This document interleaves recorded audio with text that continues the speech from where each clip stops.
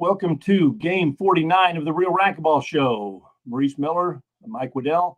Welcome everybody to the show on a Tuesday. Hope everybody had a good Labor Day weekend. Maurice, did you have a good weekend? It was fantastic. I got to spend time with my daughter. All right. Can't complain for anything more, How about you? How was your holiday? It was good. Spent a lot of time outside playing, worked on things, worked on the yard, finished the doghouse, tinker stuff. Good stuff. Good weekend. All right. Well, again, thank you everybody for tuning in. Please share the feed. We want to get the feed across as many platforms as we possibly can, so a lot of people can see it. We got a lot of good information. We know there's a couple topics that everybody's really interested in, so we will just jump right in, and we're going to invite our first guest in, which is Connor Shane, Director of National Events for USA Racquetball. So, Connor, hello. Welcome to the show. How you doing? Yeah, Connor. Great. What's up, Maurice? Mike, how you guys doing? Pretty good, man. Yeah, all good. Ready to open? We're like 3.5 weeks away. Yeah, it's coming up really quick. I know you spent a lot of time in Minneapolis working around Minneapolis, making deals and trying to get things ironed out. So tell us a little bit about your last. I know you just got back, Thursday or Friday of last week? Yeah, Friday. Yeah, when Doug said he took a lot of trips to Minneapolis, I should have listened to him. and he had a lot of things in place to start with. So you're just kind of redoing a few things. So. Yeah, with the change in venue, there's a lot of new restaurants that we're looking to work with, and there's a lot of new opportunity over in that area on the other side of the Mississippi. Is pretty sweet. So I like that. Great. So what's up? You guys got questions? I'll give you a quick update on the U.S. Open, unless you want to start with some questions. It's very, very soon. We are filling up actually quite substantially. The hotel block is I've only got 6 rooms left. I think we're at 95% blocked at the Graduate. Yeah. But we did add a hotel that was on campus. So the Hilton Garden Inn is also on campus. That one's walkable. And then, of course, we have our Embassy Suites downtown and the Hampton Inn downtown also available. So for those attendees who've been to Minneapolis, for the last 14 years, this will be year 15, and have all their favorite restaurants downtown. We do have lots of opportunity down there as well. Yeah. And all of that's on our booking portal. So I know that we mentioned it during our national championships. But during that booking portal, those hotels, we worked through some really hard sponsorship contracts with them. So booking through our portal really helps us out quite a bit. But if you need help with a room, we do have a helpline.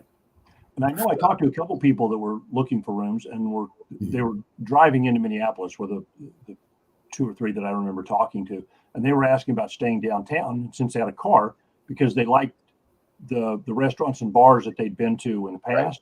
Right. And absolutely, if you've got transportation out to the university, staying downtown is great. It is, yeah. And many people know that whoever came last year knows that, downtown Minneapolis got hit pretty hard, right? A lot of the businesses got struck post-COVID. They're trying to revive a little bit, and it's actually very promising. Some of the restaurants I've seen that have that were kind of not really furloughed, but they were just on a little hold until they could get more traffic down there. They're reviving. Their hours are extending. There's a lot more late night bars. There's clubs are opening up down there. And then a lot of that North Loop area is one of my favorite areas. Lots of really popping restaurants. Some of the food down there is amazing. A lot of breweries too. Breweries, coffee shops. It's a really cool place to just come hang out. So yeah, if you want to stay downtown, we do have hotels down there available. The hotel block at the Embassy, we reduced a little bit, so it's starting to fill up quickly, but the Hampton is a good place to book as well. And they're both down there. And the Graduate's just a neat place. So there's still a couple rooms left there. And if someone can get in, that's a fantastic place to stay.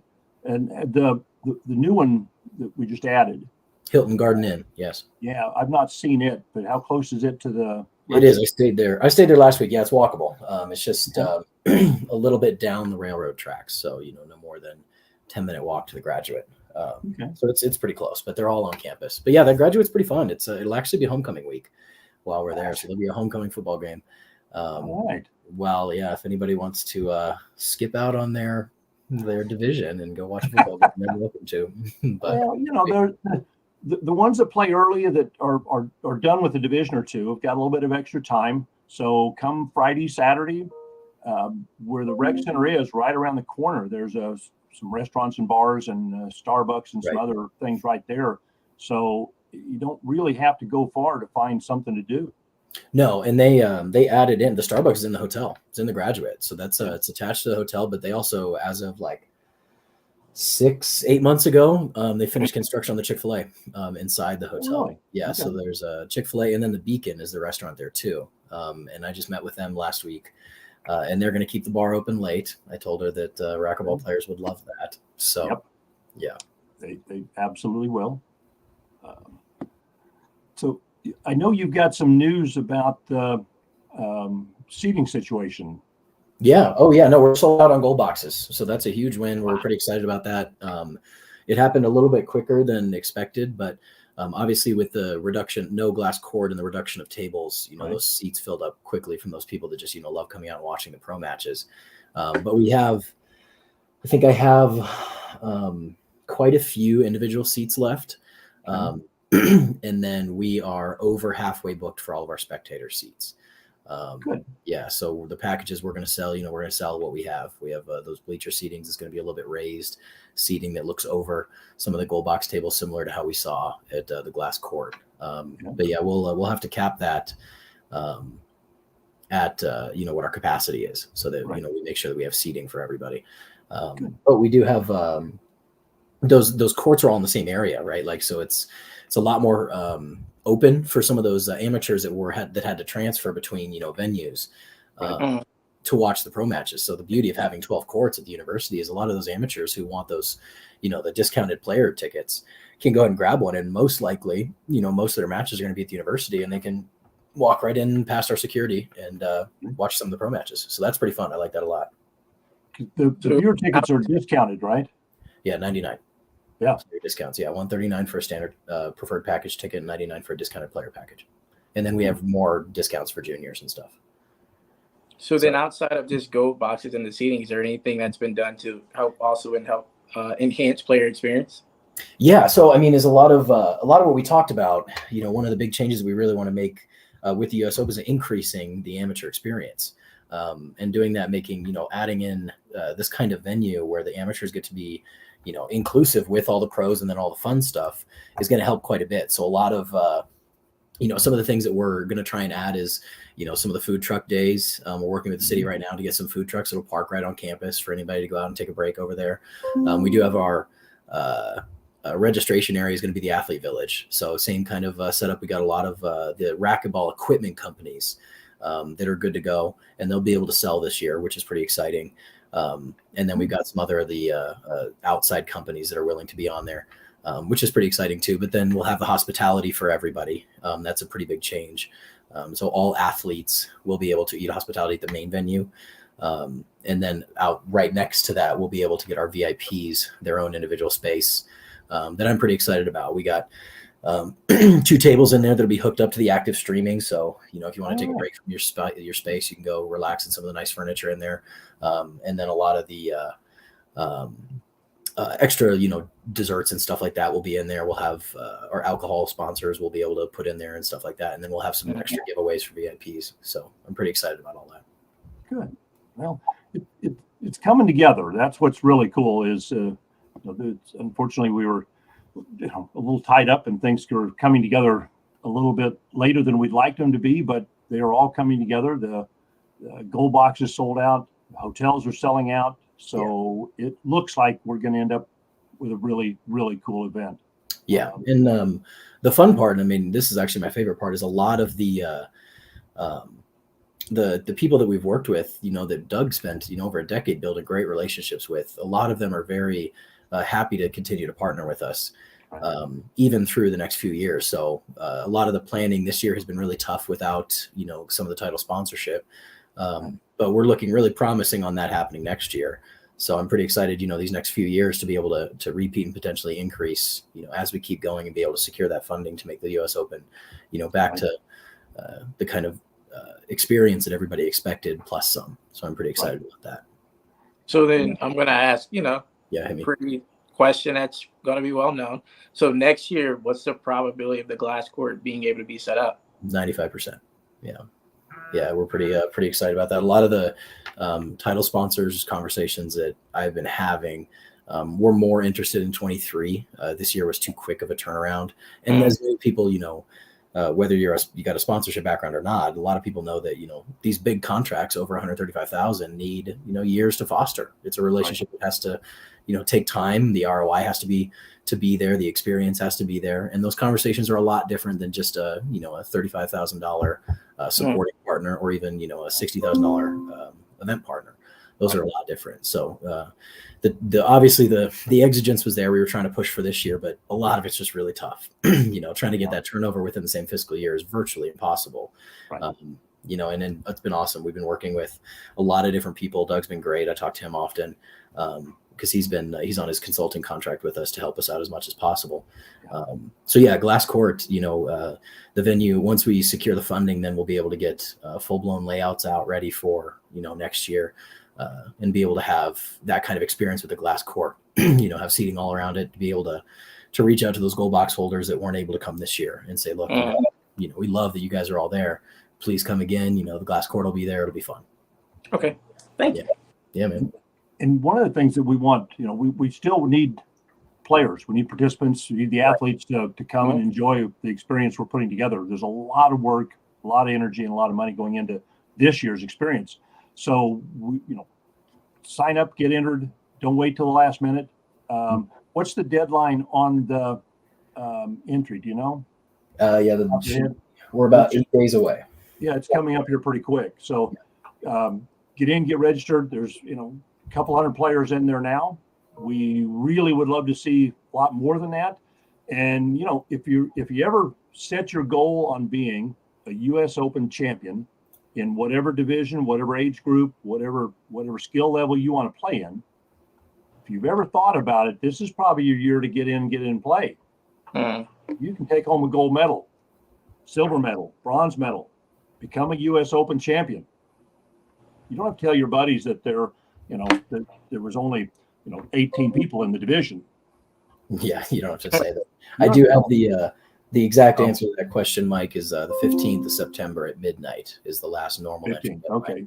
Yeah, and I added in 4 extra days for a late entry with a little bit of a fee, but for the most part, we really are cutting down to the wire. But as many, racquetball players know, this right now, actually today, is the day when we see that spike. We're 23 days before our entry deadline. This is kind of when all those registrations bump in. So if you were debating whether or not you wanted to jump into a division, keep an eye on it for the next couple of days, because this is when we see a lot of entries, especially at this time of year.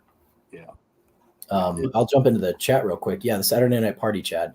We've I'm trying to finish up details now. I was nervous to try and announce it without a contract in place, but I'm waiting for the approval now. And yes, there'll definitely be an athlete party one way or the other. But we had a couple options on what we wanted to do. As many people know, the Poorhouse was the location every other year, and that was kind of that downtown location. So I was really interested to find a place that was walkable. It's just a lot safer, trying to shuttle people and put them on the light rail is really tough.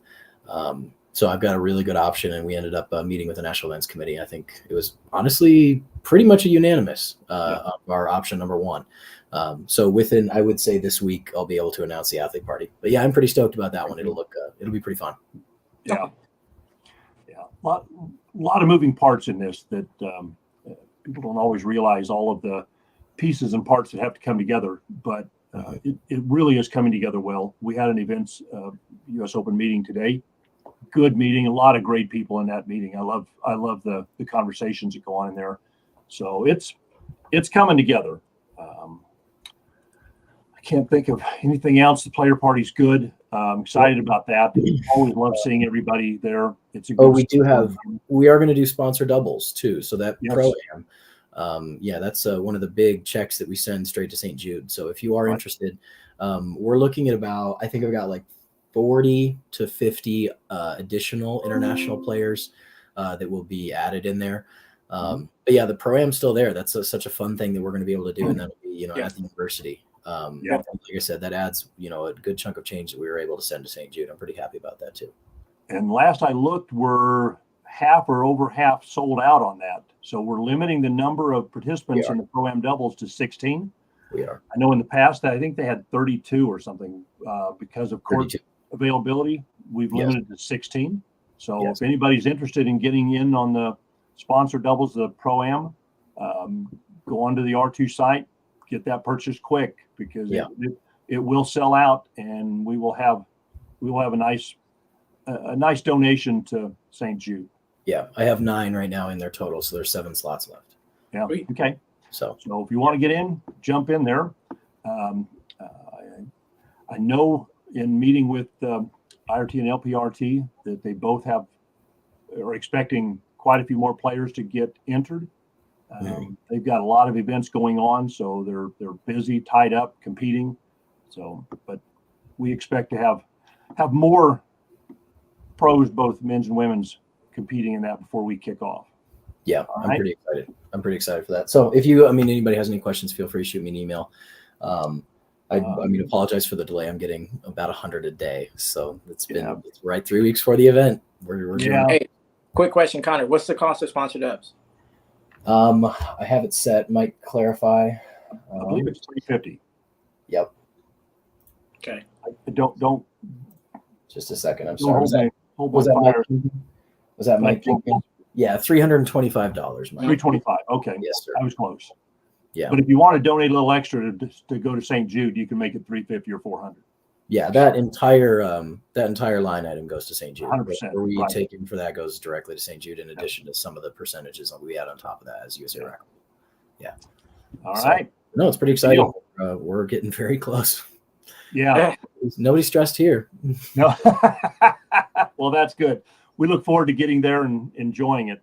The next thing on the player agenda that everybody's got on their calendar is 3-wall ball in Las Vegas. Yeah. And it has all kinds of fun things happening. The team that puts that together, they just really do a nice job of promoting and putting people out and saying who's doing what and all those kind of things. And I saw that their rooms are running short. They're just about sold out. So if you're planning to go to Vegas to go to 3-wall ball, there we go. It's Friday night. The hotels are 80% sold out for the Strat. And we've been lucky to go the last several years, and staying at the Strat, it is across the street from the courts. So the rates you can't beat the rates. I think for Wednesday and Thursday, it's like $25 a night. Friday is a little bit more, 50 or 60. And then Saturday, I think, is 70 or something. But it averages out to be about $45 a night to stay at the Strat. You walk across the street and you're at the courts.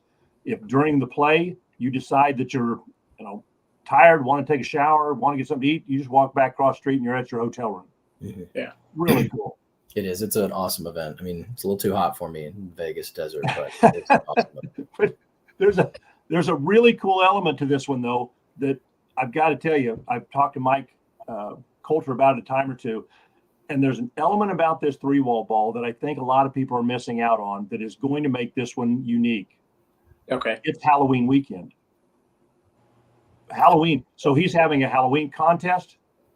He's going to give away prizes, and he's got some great prizes to give away. So if you're planning to go to Vegas, put together your costume and go bring it with you to Vegas. Now, those of you that go to Vegas very often, it's hard to tell when Halloween is because people dress up all the time there. But if you take that normal craziness of Halloween, of normal Vegas, throw Halloween in with that, oh, it's going to be a weekend.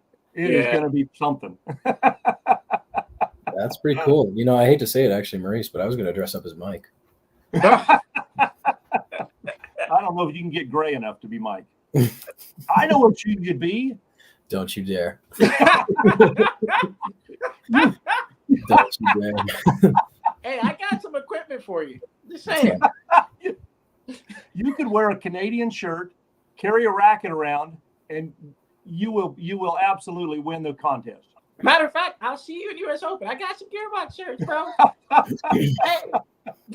Thanks for having me on. This is fun. Oh, everybody that doesn't know it, we've been we've This been has giving been Connor a lot years of at grief. this point. Yeah. This That is looks like Norm saw it too. I'm looking He at and Sam Murray look a lot alike, and we have a lot of fun with that. And they just we got a picture of them together at the U.S. Open last year, and I tell you, nobody smiled. I couldn't get no. Wait, did I get in there? I think I did. Did I get a picture with you y'all? did, yeah. I might have smiled. Hey, you did. we got to get But another picture, guys. No. We got to get another picture. The only person that hates it more than I do is Sam. Probably Sam. So He was not happy. He was not. No, I'm not happy. Oh, but it's really great. And I see a comment, Chad Bailey. You're absolutely right. This can't be much crazier than the zombie night. That was one of my favorite U.S. Opens. There was a zombie apocalypse going on during the US Open Saturday night. I remember that. Yeah. It was unbelievable. Yeah. You put that together with the poorhouse and the player party going on, and there were literally thousands of people in full zombie outfit. It was unbelievable. You really cannot give it justice by describing it, but it was a lot of fun. Yeah. So we'll see what Vegas is like with Halloween, and see how that compares to the zombie apocalypse. So it'll be a lot of fun. So everybody, sign up, go to the U.S. Open, go there and meet your people. It's about being around all of the people you want to see. It's family. It's a social aspect, and with having most everything at one venue, it's going to be more social than normal. There's going to be hospitality for everybody. So get in, sign up, come play some racquetball with us. We'd love to see you there. Vegas, same thing. It's going to be really a lot of fun. So come see us there. All right. Any last thoughts before we let you go, Connor? No, nothing else so far. A lot of the secured gold box members are going to get an email probably either tonight or tomorrow with final information. We're going to get seating charts out. But then, of course, we're going to look to try and promote it again. Leo's been doing such a good job on our U.S. Open social pages, and then Amy, same thing with our federation pages, is awesome. So I'm really proud of the amount of work they've done. But I'm pretty excited. I mean, this event is definitely a big undertaking, but it's very exciting, especially with how many people come to it. I mean, the racquetball community is all kind of under one roof. It's pretty sweet. They're very close, and I know they're passionate about it. I understand passion, and we feel the same, and we can't wait to see everybody in Minneapolis and then in Vegas. So sign up, come see us out there. Well, I appreciate you guys having me on the show. Thank you. Appreciate all your work. Yeah, we'll talk soon. You've been working a lot on that. All good. See you guys later. All right. Love you, brother.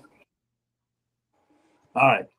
So those that don't know, that guy works his butt off. He is on all the time and has spent a lot of time out in Minneapolis making deals, talking to people, shaking hands, getting contracts. There's just so many parts to an event this size, and there's a lot of pressure on it.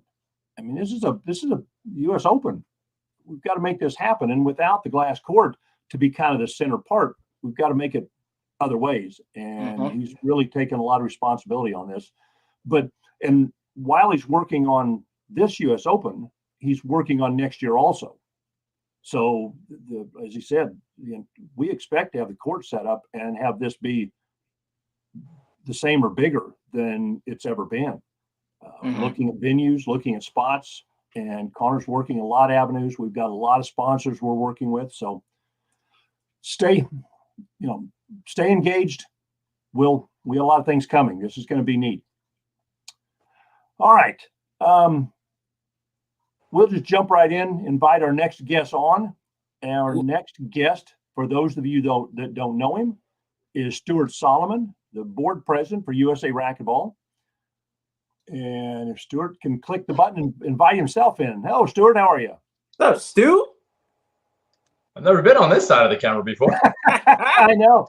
For those of you that don't know, Stewart runs the computer and the system and puts all the graphics up and lets people in and out of the show. So he's the button pusher for the Real Racquetball Show. And I think this is the first time you've been on the show, isn't it? It has. It has. Yeah. Well, welcome. Appreciate you coming on. Thanks. Pleasure to be here on this side.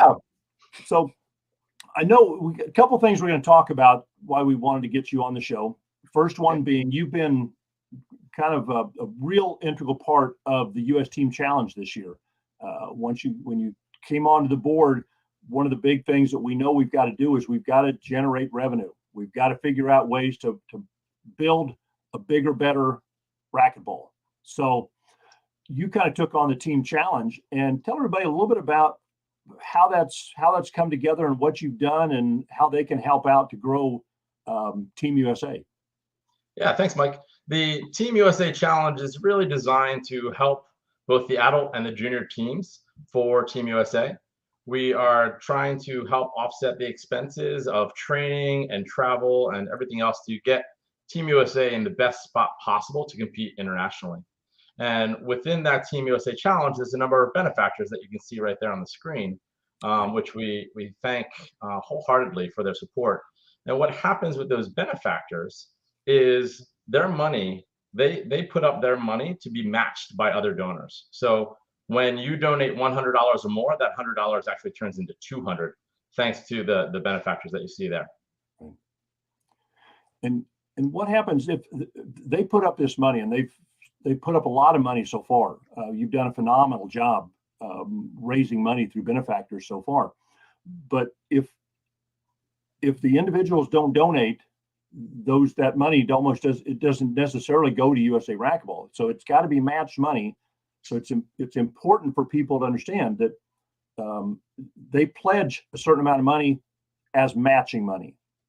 So yeah, and that's the concept. That's the concept behind the benefactors for the U.S. Team Challenge. We go out and find a number of people that want to help encourage other people to give to USA Racquetball, and so they're putting up a pledge that they will match dollar for dollar for any donations of $100 or more.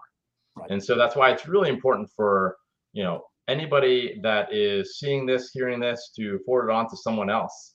And it doesn't necessarily have to be within the racquetball community, right? This is Team USA. We don't necessarily have a place in the US Olympics, but we do have the Pan Am Sports. We do have the IRF. There are different places where we compete as a team. I just came back from Mexico to represent the US at the International Congress that happened there, and also to support our players throughout the second half of the event. And the feel there was just so amazing. It's, I've been to pro stops, I've been to the US Open, I've seen what it looks like to support individual players who are out there competing for themselves and cheering them on, but to be there and be a part of this collective cheering on your country against other countries who also have their collective there. I get goosebumps now just thinking about what it was like being shoulder to shoulder with all these people. It was absolutely amazing, and it's really all about that Team USA and bringing home gold to the States. Right. So then, how does someone become a benefactor? Give me a call. Give me a call. Shoot me an email. There's a simple pledge form that I send out. That way we can get it all documented, cross the T's, dot the I's, make sure that we're all on the same page. We're looking for a minimum of $2,500 to be a benefactor, just to make it really worth that level of benefactor title. So if anybody is interested or knows a company or somebody who really wants to get behind Team USA, you can reach out to me, president@usaracquetball.com. Okay.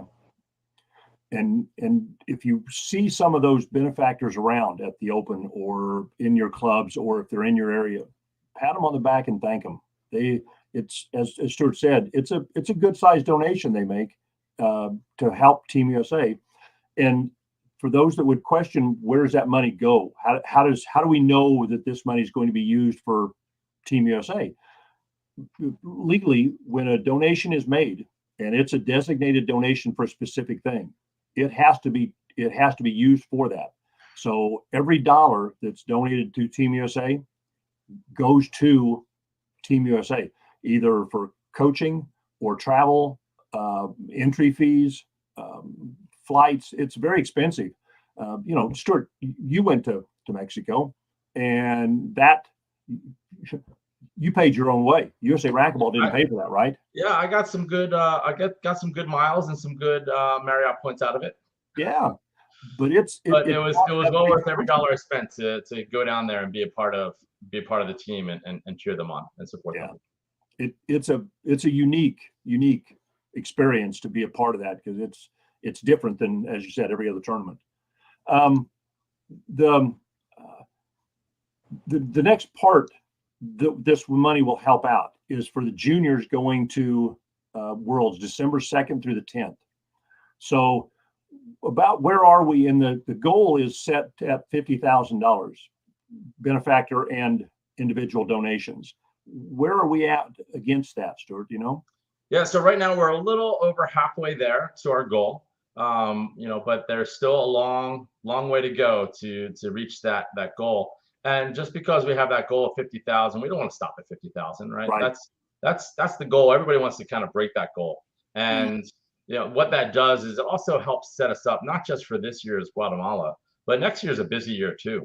We've got 2 trips to Chile that we have to go to. We've got Park in Easter, the week before Easter. And then we also go back to Chile for Pan Am Championships. So next year's a busy year too. So anything we can do to help get the juniors now to Guatemala will be greatly appreciated. And then anything above and beyond Guatemala will be able to help roll us and get us started for next year's U.S. Challenge, which I hope they get started at the end of this year and not have this late start, because we do have that March event that we need to plan for. And as you would imagine, the junior team is much larger than the adult team. I mean, there are, I don't know how many athletes, 18 athletes. Last time I looked at the roster, I think we were right around 29 for the roster. 29? Okay. For juniors. So if you imagine what that costs to get, now the athletes themselves, they do a lot of fundraising to help cover their expense to get to the event and those type of things. But there's a lot of expense to get the coaches. And when you have a team of juniors, it's 29. It takes more than just one adult to go manage that. You can't just send 29 juniors to a foreign country and then hope they all show up for their match. So there are a lot of assistant coaches, trainer that go along, a team manager that kind of manages all of the logistics of all of it. So it's an expensive trip. So anything you can help with, please help out. If it's $100 or more, it's matched by a benefactor. But if it's not, absolutely, please, we appreciate every bit, because it helps get those juniors to the championship. And they've worked hard. These juniors have competed and trained, and they've earned their spot.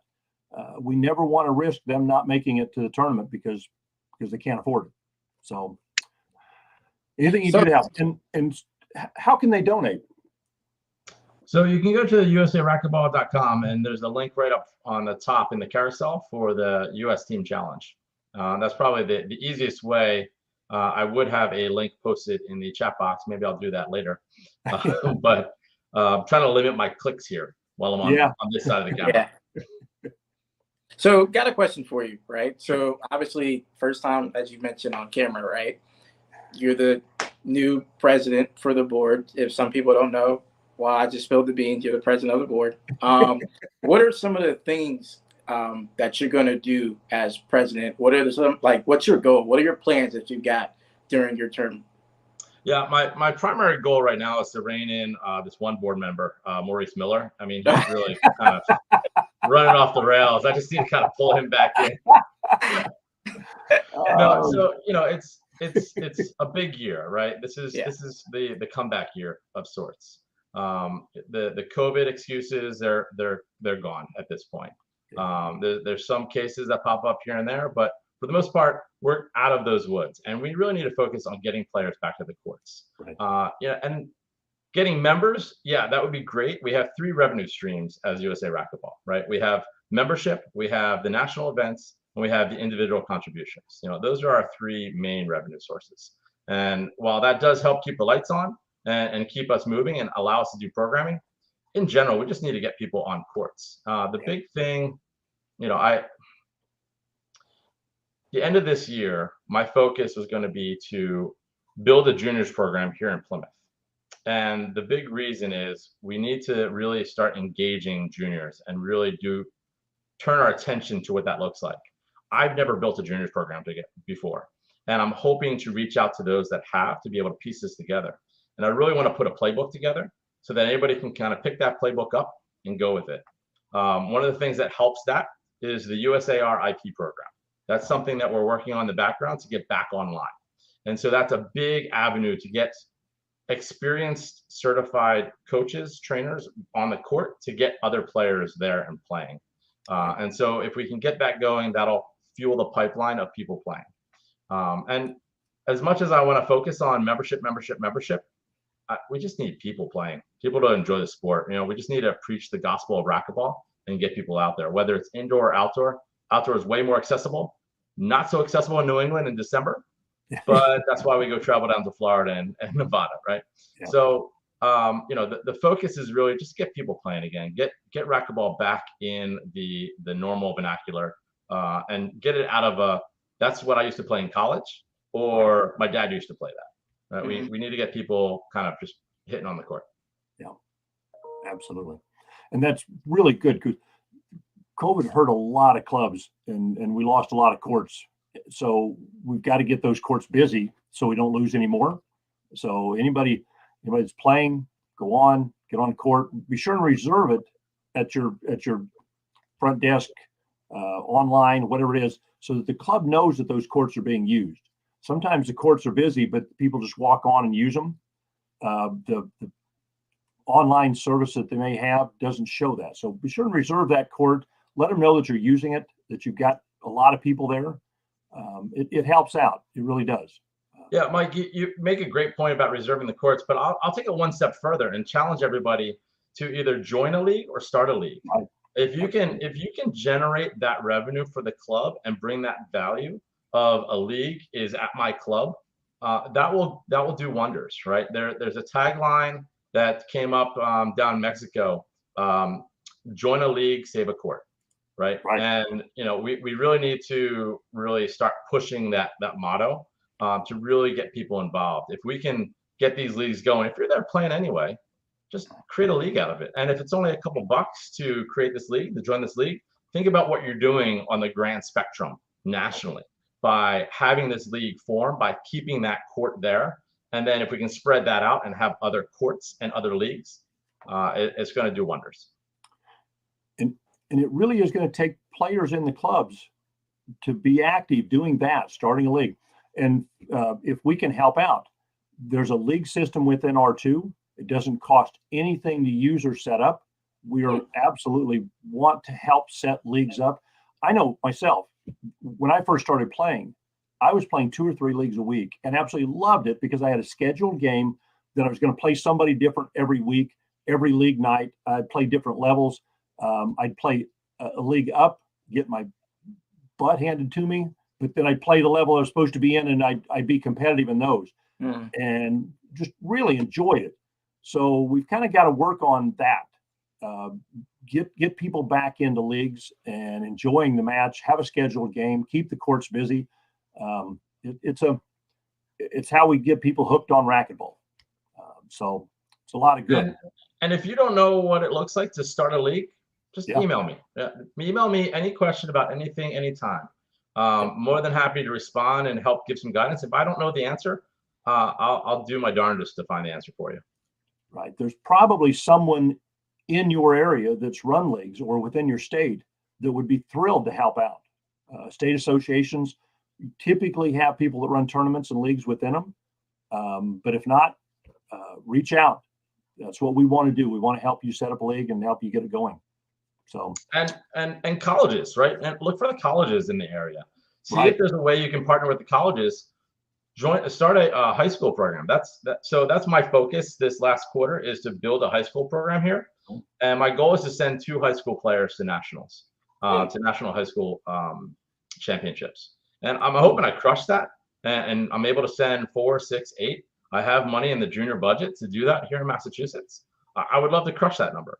But what high schooler doesn't want to spend time on a college campus, right? Right. So let's reach out to the colleges and see how we can build that high school program at the college that will utilize the courts for them. And then it might even get the college students playing as well. And it might be that anchor to get that high schooler to come to that college for school afterwards. So. And there's a there may be a part that people don't understand about high school nationals. You talk about wanting to send some high school students there, and starting out with 2, 4, 6 is absolutely the way to go. You don't have to have 300 students, 300 high school players like they do in St. Louis. You just want to send 1 or 2 in your area, because in the way kids work, they want to play. Their friends will then want to play. It will grow and grow and grow. It will take time, but they will grow, and they don't have to be great at it. If you've ever gone, or if you haven't gone to a high school championship, you really should. If you're near St. Louis or Oregon, go see the kids play. It is unbelievable. It is so much fun. It's truly my favorite tournament to go to, because the kids are screaming and cheering for their school. They're all competing against each other, but they're all friends, and they're not high level. They're divisions. They play an Olympic format.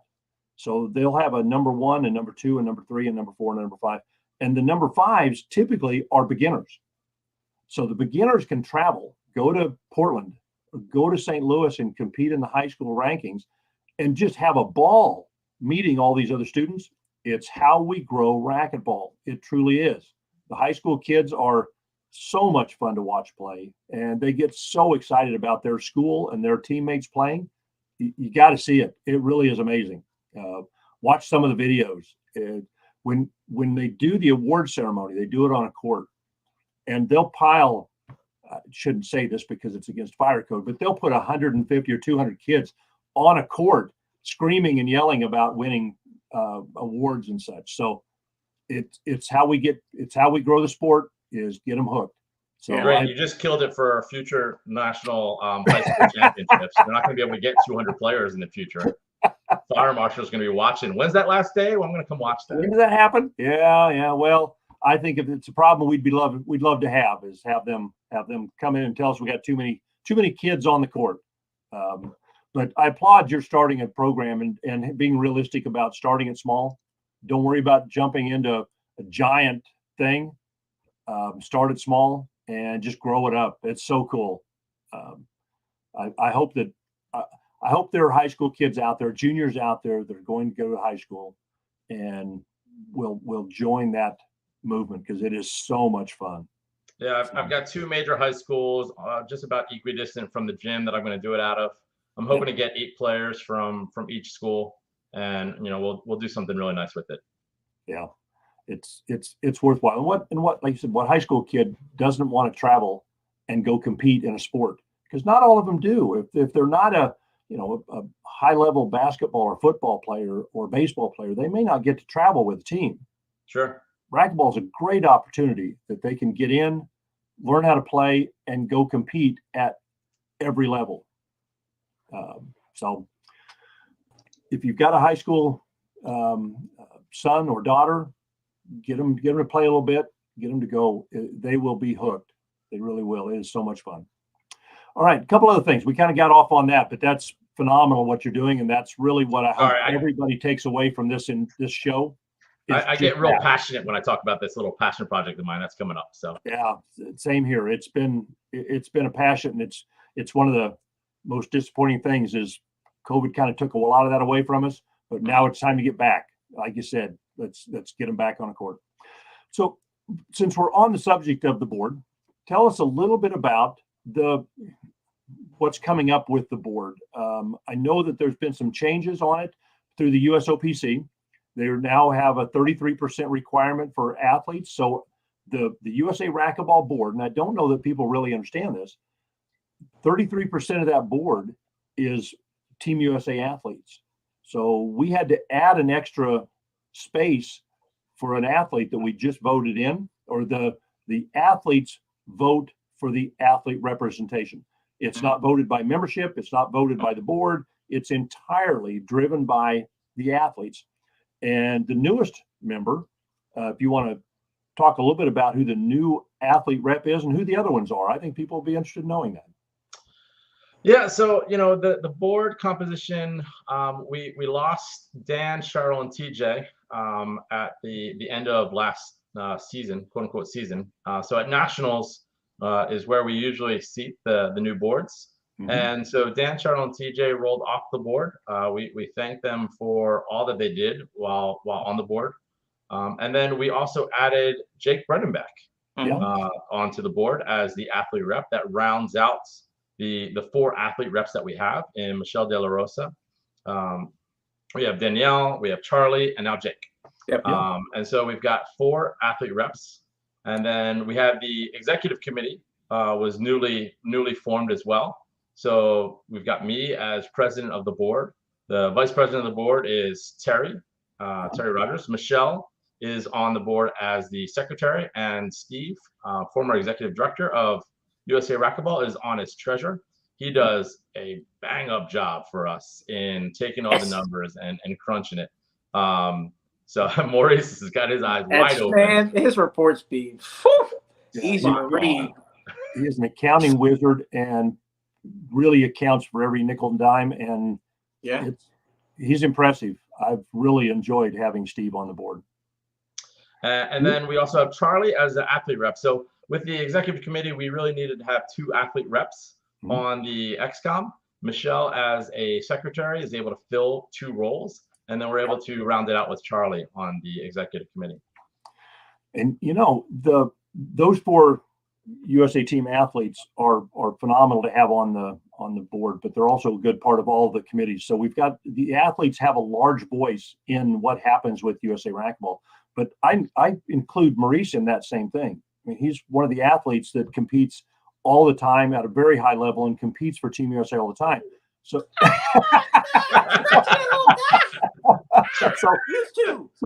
so you put that in, and we've really got 5 athletes that help shape what happens with USA Racquetball. Yeah. I think that's important.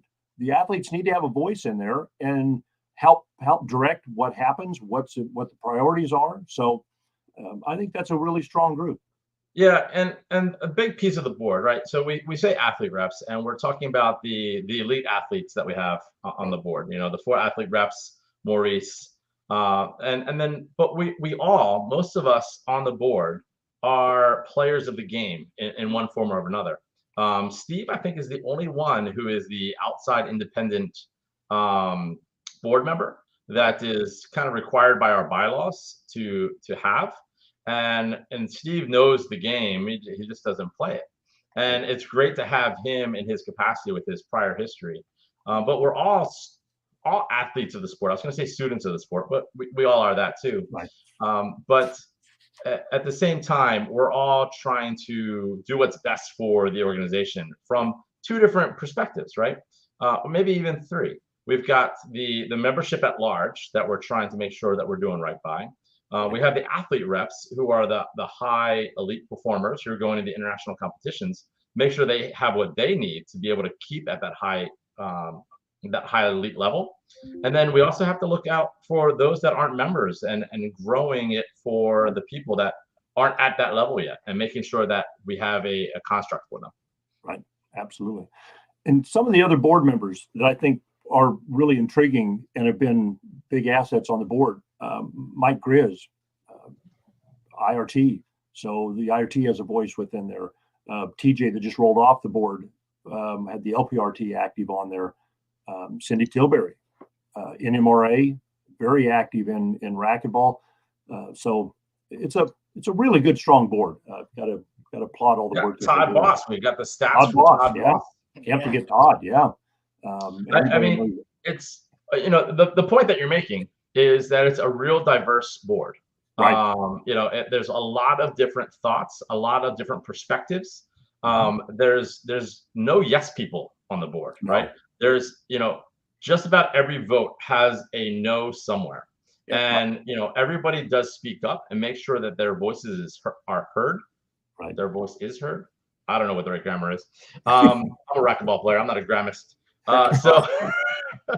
So ultimately, there's a diverse board, and we're all trying to challenge each other. We're not just go with the flow, make sure everything's okay. There's a lot of challenging conversations that occur that makes for great dialogue, and what I think is the best outcome for the association.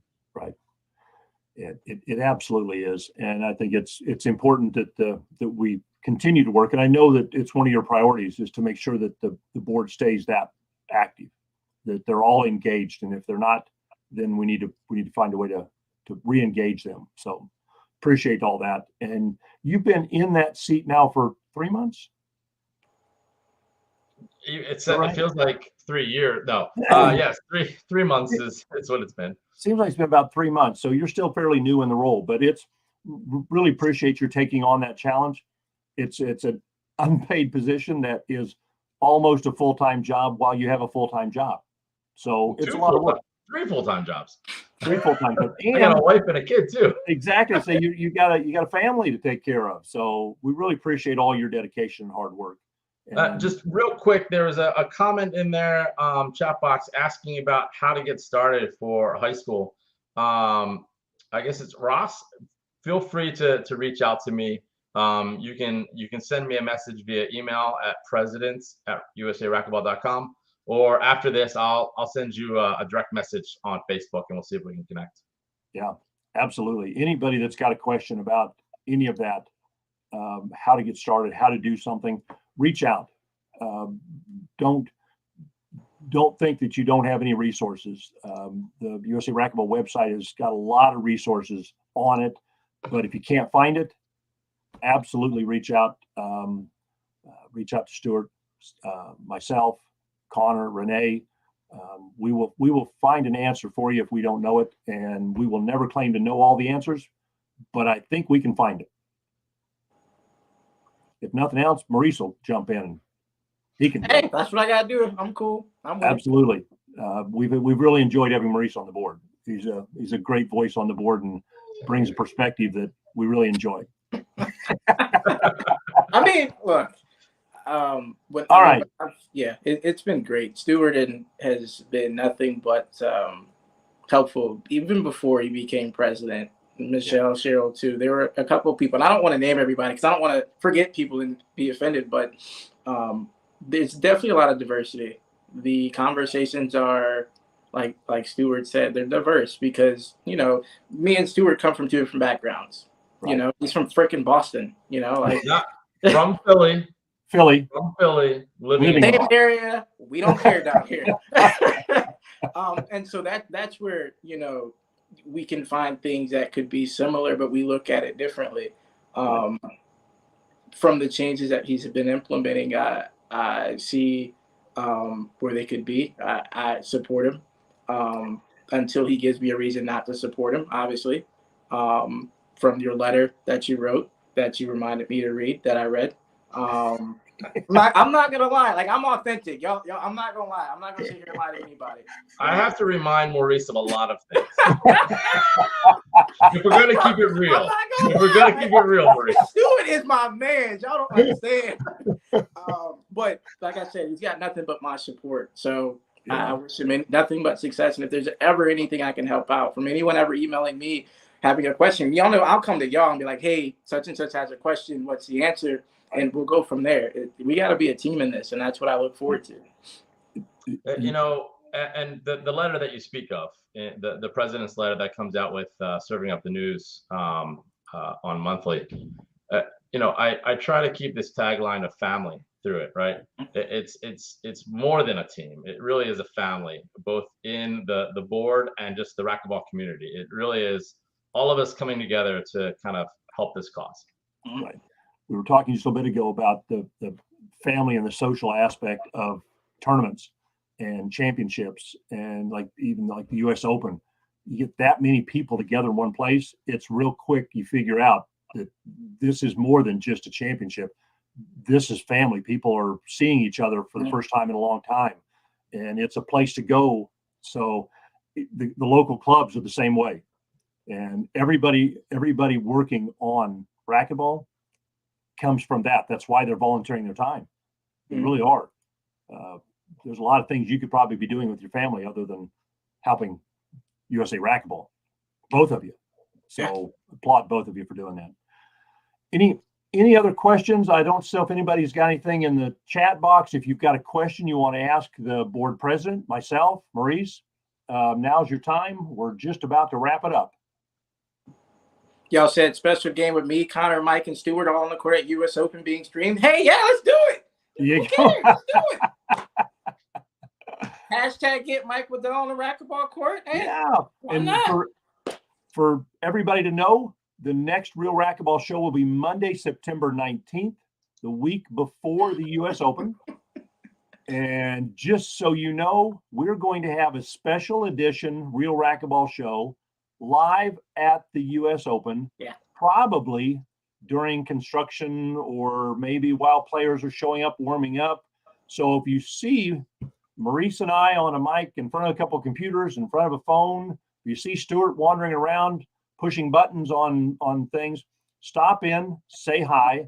We Please. would love to have you come on and say hi on the Real Racquetball show. We did this last year at the Target Center and just had a ball. We had, I don't know, 4 or 5 people stop in. Say hi. That was fun, man.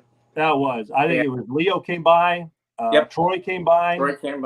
I don't remember who else, but there was a lot of fun. Yeah. So we will set up at the university in the rec center. We'll have a show live from there. So if you see us there, stop by, wave to us. We'll probably bring you on and let you say hi to the crowd. But the next show, September 19th, Monday, will be game 50. And then we'll have a special edition game 51 at the U.S. Open. 50. All right. 50. So we really appreciate everybody coming on. Love all the comments. Appreciate everybody stepping in, having things to say. Hopefully we gave you some information you didn't have. Yep. If you've got questions or things you would like us to address, please send them to either Maurice, myself, M. Wedel, USA Racquetball, or Stewart gave his email address out. You can send it directly to Stewart. Send it to the president at usaracquetball.com, and we will find an answer and answer your question on the show. All right? Like and share, put it out there. Otherwise, everybody have a great evening. Stewart, appreciate you coming on. Thanks, Connor, Stu. if you're hearing us, we appreciate you coming on, talking about the Open and all the hard work you're doing. Maurice, always a ball. Absolutely. We will chat again later this week. Absolutely. All right. Good night, Bye, everybody. everybody.